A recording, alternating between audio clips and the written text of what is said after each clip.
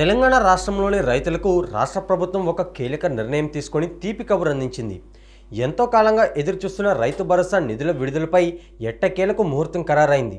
సంక్రాంతి సమయానికి నిధులు జమ అవుతాయని ఆశించిన రైతులకు ఆలస్యమైంది. కానీ ఇప్పుడు ఈ నెల 23న జరిగే మంత్రివర్గ సమావేశంలో తుది నిర్ణయం తీసుకుని 24వ తేదీ నుంచి రైతుల ఖాతాల్లో నిధులు జమ చేసే అవకాశం కనిపిస్తుంది.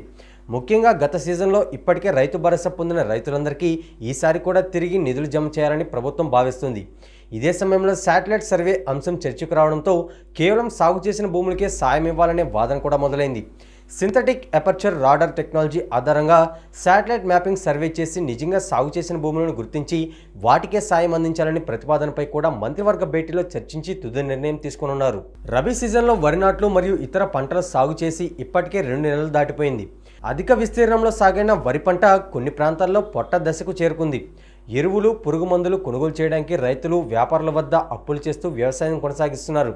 కాంగ్రెస్ ప్రభుత్వం గత ఏడాది ఎకరాకు ఏడాదికి 2 సీజన్లకు కలిపి మొత్తం 12,000 రూపాయలు పెట్టుబడి సాయం అందిస్తామని ప్రకటించింది. దాని ప్రకారం వానాకాలం అంటే ఖరీఫ్ సీజన్లో పంటలకు సాయం విడుదల చేసింది.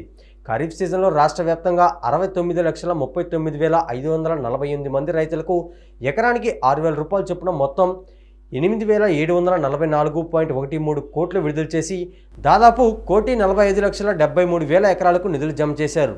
ఇక ఈ యాసంగి సీజన్లోనూ సుమారు 1.46 కోట్ల ఎకరాలకు రైతు భరోసా అందించేందుకు ప్రభుత్వం కసరత్తు వేగవంతం చేసింది. మున్సిపల్ ఎన్నికల కోడ్ మరియు ఇతర సాంకేతిక కారణాల వల్ల ఆలస్యమైన ఈ ప్రక్రియను ఇప్పుడు వేగంగా పూర్తి చేయాలని ముఖ్యమంత్రి రేవంత్ రెడ్డి అధికారులకు ఇప్పటికే ఆదేశాలు ఇచ్చారు. సాగు పెట్టుబడికి ఇబ్బంది లేకుండా రైతుల ఖాతాల్లో నేరుగా నగదు జమ చేయాలని స్పష్టమైన దిశానిర్దేశం ఇచ్చినట్లు సమాచారం. విత్తనాలు, ఎరువులు కొనుగోలు చేయాల్సిన ఈ కీలక సమయంలో రైతు భరోసా నిధులు విడుదలైతే తమకు పెద్ద ఊరట కలుగుతుందని రైతులు భావిస్తున్నారు.